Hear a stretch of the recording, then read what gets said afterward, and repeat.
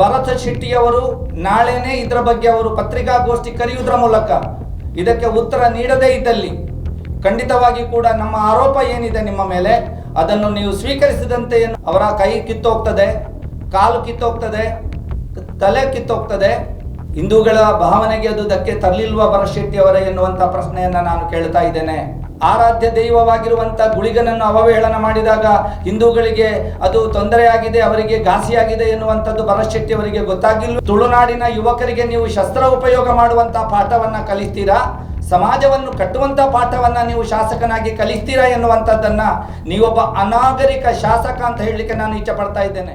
ಅನೇಕ ಮಠಾಧೀಶರುಗಳು, ಚಿಂತಕರು, ಏನು ಶಂಕರಾಚಾರ್ಯರು ಸ್ಥಾಪನೆ ಮಾಡಿದಂಥ ಏನು ಮಠ ಇದೆ ಅದರ ಆಚಾರ್ಯರು ಕೂಡ ರಾಹುಲ್ ಗಾಂಧಿಯವರ ಪೂರ್ಣವಾದ ಭಾಷಣವನ್ನು ಕೇಳಿಕೊಂಡು ಅದರಲ್ಲಿ ಹಿಂದೂ ಸಮಾಜದ ಅಹಿಂಸೆ ಮತ್ತು ಪ್ರೀತಿ ಶಾಂತಿಯನ್ನು ನೀಡುವ ಸಂದೇಶವನ್ನು ರಾಹುಲ್ ಗಾಂಧಿಯವರು ಹೇಳಿದ್ದಾರೆ ಹೊರತು ತಪ್ಪಾಗಿ ಅವರು ಮಾತಾಡಿಲ್ಲ ಎನ್ನುವಂಥ ಒಂದು ವಿಚಾರವನ್ನು ಕೂಡ ಅವರು ಇವತ್ತು ಹೇಳಿರುವಂಥದ್ದನ್ನು ನಾವು ಕಂಡಿದ್ದೇವೆ. ಧರ್ಮದ ಬಗ್ಗೆ ಮಾತಾಡಲಿಕ್ಕೆ ಅನೇಕ ಸ್ವಾಮೀಜಿಗಳು, ಮಠಾಧೀಶರುಗಳು, ಅದಕ್ಕೆ ಬೇಕಾದ ಬೇರೆ ಬೇರೆ ವ್ಯವಸ್ಥೆಗಳು ಹಿಂದೂ ಸಮಾಜದಲ್ಲಿ ಇದೆ ಎನ್ನುವಂಥದ್ದು ಅವರಿಗೂ ಕೂಡ ಗೊತ್ತಿದೆ.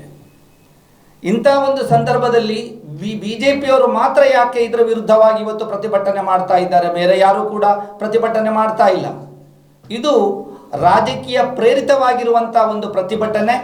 ಈ ಸಂದರ್ಭದಲ್ಲಿ ಮಂಗಳೂರು ಉತ್ತರ ಕ್ಷೇತ್ರದ ಶಾಸಕರಾದಂಥ ಭರತ್ ಶೆಟ್ಟಿಯವರು ಒಂದು ಅವಹೇಳನಕಾರಿ ಅನಾಗರಿಕ ಭಾಷೆಯನ್ನು ಪ್ರತಿಭಟನಾ ಭಾಷಣದಲ್ಲಿ ಉಪಯೋಗ ಮಾಡಿರುವಂಥದ್ದನ್ನು ನಾವು ಕೇಳಿಸ್ಕೊಂಡಿದ್ದೇವೆ. ಭರತ್ ಶೆಟ್ಟಿ ಅವರಿಗೆ ಕೆಲವು ಪ್ರಶ್ನೆಗಳನ್ನು ನಿಮ್ಮ ಮಾಧ್ಯಮದ ಮುಖಾಂತರ ಕೇಳಲಿಕ್ಕೆ ಇಚ್ಛೆ ಪಡ್ತಾ ಇದ್ದೇನೆ.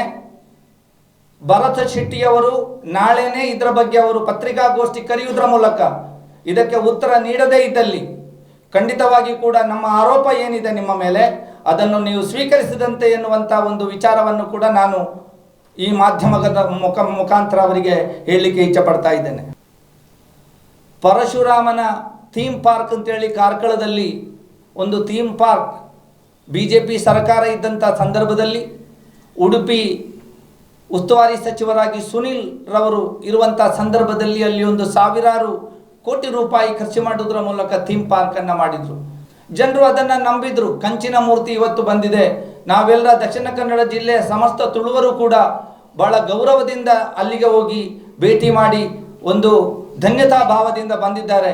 ಈ ಒಂದು ಪರಶುರಾಮ ಸೃಷ್ಟಿಯಲ್ಲಿ ಪರಶುರಾಮನನ್ನು ನೋಡುವಂಥ ಒಂದು ಥೀಮ್ ಪಾರ್ಕನ್ನು ಅದನ್ನು ಸಾರುವಂಥ ಒಂದು ಪಾರ್ಕ್ ಇವತ್ತು ನಿರ್ಮಾಣ ಆಗಿದೆ ಎಂಬ ಖುಷಿಯಲ್ಲಿ ಇರುವಂಥ ಅದೇ ಸಂದರ್ಭದಲ್ಲಿ ಅವರ ಕೈ ಕಿತ್ತೋಗ್ತದೆ, ಕಾಲು ಕಿತ್ತೋಗ್ತದೆ, ತಲೆ ಕಿತ್ತೋಗ್ತದೆ. ಹಿಂದೂಗಳ ಭಾವನೆಗೆ ಅದು ಧಕ್ಕೆ ತರಲಿಲ್ವಾ ಭರತ್ ಶೆಟ್ಟಿ ಅವರೇ ಎನ್ನುವಂಥ ಪ್ರಶ್ನೆಯನ್ನು ನಾನು ಕೇಳ್ತಾ ಇದ್ದೇನೆ. ನೀವು ಫೈಬರ್ ಮೂರ್ತಿಯನ್ನು ನೀವು ಅಲ್ಲಿ ಮಾಡಿದ್ರಿ, ಕಂಚಿನ ಮೂರ್ತಿ ಅಂತೇಳಿ ಜನರಿಗೆ, ತುಳುನಾಡಿನ ಜನರಿಗೆ ನೀವು ಸುಳ್ಳನ್ನು ಹೇಳಿದ್ದೀರಿ. ಯಾಕೆ ಅದರ ಬಗ್ಗೆ ನೀವು ಆಗ ಮಾತೆತ್ತಲಿಲ್ಲ? ಇಂಥ ಒಂದು ಮೂರ್ತಿಯ ಕೈ ಕಾಲು ಬೇರೆ ಬೇರೆ ಬಿಡಿ ಬಿಡಿಯಾಗಿ ಹೋದಂಥ ಒಂದು ಸಂದರ್ಭದಲ್ಲಿ ಅದು ಹಿಂದೂ ಭಕ್ತರ, ಹಿಂದೂಗಳ ಭಾವನೆಗೆ ಅದು ಧಕ್ಕೆ ತರಲಿಲ್ವೇ ಎನ್ನುವಂಥ ಒಂದು ಮಾತನ್ನು ಕೇಳಲಿಕ್ಕೆ, ಪ್ರಶ್ನೆಯನ್ನು ಕೇಳಲಿಕ್ಕೆ ಇಚ್ಛೆ ಪಡ್ತಾ ಇದ್ದೇನೆ. ಆ ಸಂದರ್ಭದಲ್ಲಿ ನೀವು ಯಾಕೆ ಮಾತಾಡಿಲ್ಲ?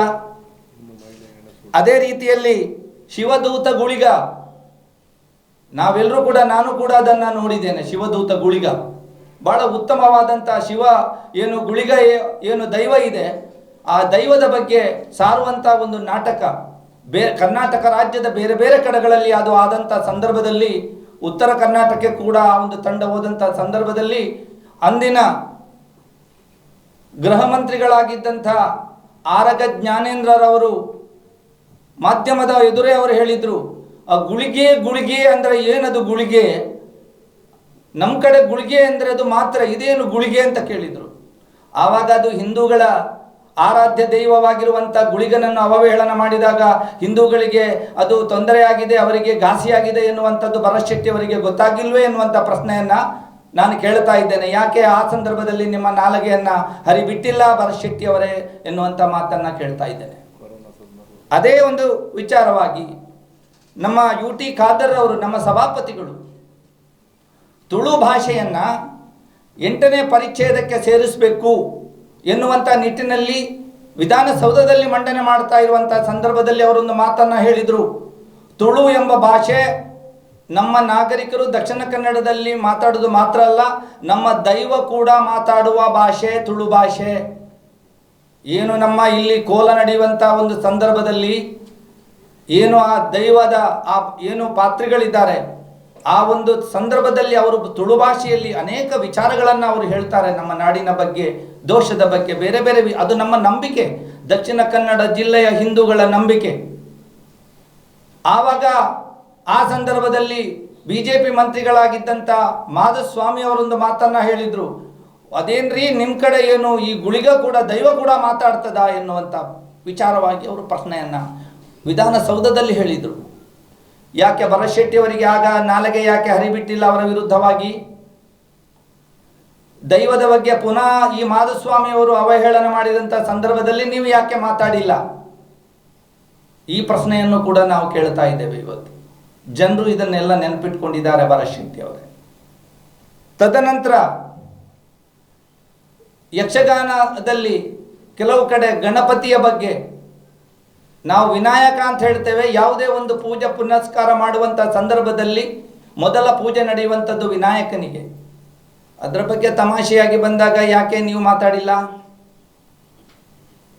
ಇದಕ್ಕೆ ಕೂಡ ನೀವು ಆನ್ಸರ್ ಕೊಡಬೇಕಾಗಿದೆ ನಮ್ಮ ಜಿಲ್ಲೆಯ ಜನರಿಗೆ. ಕೊರೋನಾ ಸಂದರ್ಭದಲ್ಲಿ ಅವರದೇ ಕ್ಷೇತ್ರದಲ್ಲಿ ವಾಮಂಜೂರಿನ ಸ್ಮಶಾನದಲ್ಲಿ ಹಿಂದೂ ಮಹಿಳೆಯ ಶವ ಸಂಸ್ಕಾರ ಏನು ಅಂತ್ಯಕ್ರಿಯೆ ಮಾಡಲಿಕ್ಕೆ ಹೋಗುವಂಥ ಒಂದು ಸಂದರ್ಭದಲ್ಲಿ ಆ ಒಂದು ಅಂತ್ಯಕ್ರಿಯೆ ಮಾಡಲಿಕ್ಕೆ ಕೂಡ ನೀವೊಬ್ಬ ಶಾಸಕನಾಗಿದ್ದುಕೊಂಡು ಮಾನವೀಯತೆಯನ್ನು ತೋರಿಸದಂಥ ಒಬ್ಬ ವ್ಯಕ್ತಿ ನೀವು ಅಂತ ಹೇಳಲಿಕ್ಕೆ ಈ ಸಂದರ್ಭದಲ್ಲಿ ಇಷ್ಟಪಡ್ತಾ ಇದ್ದೇನೆ. ಇದಕ್ಕೆ ಬೇರೆ ಭಾಷೆ ಯೂಸ್ ಮಾಡಬೇಕಾಗ್ತದೆ, ಆದರೆ ನಿಮ್ಮಂಥ ಒಂದು ಅನಾಗರಿಕ ಬ್ಯಾಕ್ಗ್ರೌಂಡಿನಿಂದ ನಾವು ಬಂದಿಲ್ಲ. ಆದ್ದರಿಂದ ನಾವು ಯಾವುದೇ ಬೇರೆ ಒಂದು ಅನಾಗರಿಕ ಭಾಷೆಯನ್ನು ನಾವು ಇವತ್ತು ಉಪಯೋಗ ಮಾಡ್ತಾ ಇಲ್ಲ ನಿಮ್ಮ ವಿರುದ್ಧವಾಗಿ. ಅದೇ ರೀತಿಯಲ್ಲಿ ಕದ್ರಿ ದೇವಸ್ಥಾನದಲ್ಲಿ ಒಂದು ಹುಂಡಿಯ ಕಳವಾಯಿತು. BJP ಪಕ್ಷದಿಂದ ಅಲ್ಲಿ ಆ ಒಂದು ಸಮಿತಿಗೆ ಆಯ್ಕೆ ಆದಂಥ ಸದಸ್ಯರ ಮೇಲೆ ಆರೋಪ ಬಂತು. ಯಾಕೆ ಆ ಸಂದರ್ಭದಲ್ಲಿ ಈ ಶಾಸಕರುಗಳು ಮಾತಾಡಿಲ್ಲ? ಒಂದು ಹಿಂದೂ ದೇವಾಲಯದ ಹುಂಡಿ ಕಳವಾದಂಥ ಸಂದರ್ಭದಲ್ಲಿ ಅವರ ವಿರುದ್ಧ ಕ್ರಮ ಜರುಗಿಸಬೇಕು, ಅದು ತಪ್ಪು ಎನ್ನುವಂಥದ್ದು. ಭಕ್ತರು ಭಕ್ತಿಯಿಂದ ಹಾಕುವಂಥ ಹಣವನ್ನು ಯಾರೋ ಲಪಟಾಯಿಸುವಾಗ ಯಾಕೆ ನೀವು ಮಾತಾಡಿಲ್ಲ? ಅದು ಹಿಂದೂಗಳ ಭಾವನೆಗೆ ಧಕ್ಕೆ ತರಲ್ವೇ ಶಾಸಕರೇ ಎನ್ನುವಂಥ ಮಾತನ್ನು ಕೂಡ ಕೇಳಬೇಕಾಗ್ತದೆ. ಪಠ್ಯ ಪುಸ್ತಕದಿಂದ ಅವರ ಪಾಠವನ್ನು ಕಿತ್ತೊಗೆಯುವಾಗ ನೀವು ಯಾಕೆ ಮಾತಾಡಿಲ್ಲ? ನಿಮ್ಮ ಸರ್ಕಾರ ಇದ್ದಂಥ ಸಂದರ್ಭದಲ್ಲಿ ಅದನ್ನು ಕಿತ್ತೊಗೆಯುವಂಥ ಕೆಲಸ ಆಯಿತು. ಶ್ರೀನಾರಾಯಣ ಗುರುಗಳ ಬಗ್ಗೆ ಅತೀವ ಪ್ರೀತಿಯನ್ನು ನೀವು ತೋರಿಸುವುದರ ಮೂಲಕ ನೀವು ಚುನಾವಣೆಗೆ ಅದನ್ನು ಉಪಯೋಗ ಮಾಡಿದ್ದೀರಿ. ಯಾಕೆ ಆ ಸಂದರ್ಭದಲ್ಲಿ ನೀವು ಮಾತಾಡಲಿಲ್ಲ?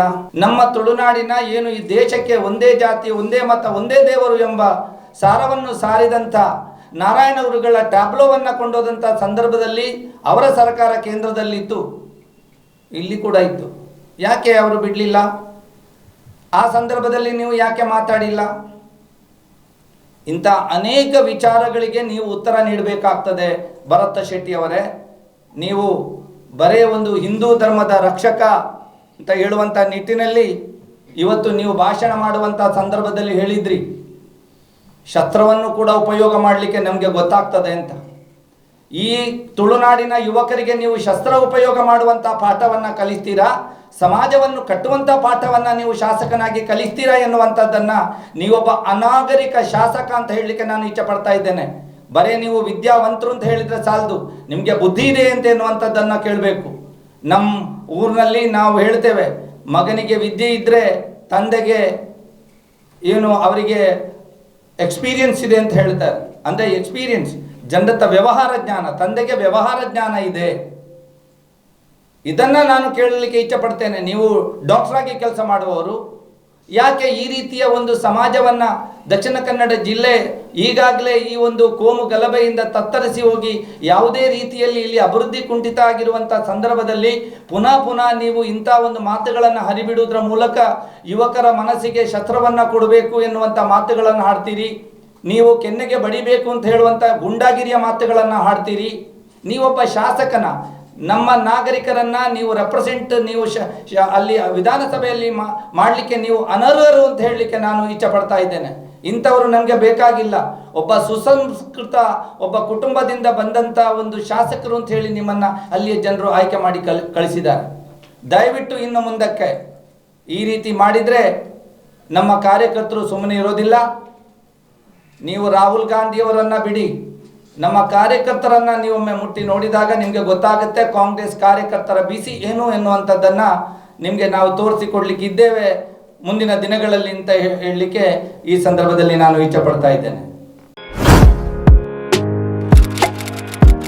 ಇಂತಹ ಹಲವು ಸುದ್ದಿ ಮಾಹಿತಿ ವಿಶ್ಲೇಷಣೆಗಾಗಿ ಸನ್ಮಾರ್ಗ ನ್ಯೂಸ್ ಸಬ್ಸ್ಕ್ರೈಬ್ ಮಾಡಿ. ನಿರಂತರ ನೋಟಿಫಿಕೇಶನ್ ಪಡೆಯಲು ಬೆಲ್ ಐಕಾನ್ ಒತ್ತಲು ಮರೆಯದಿರಿ.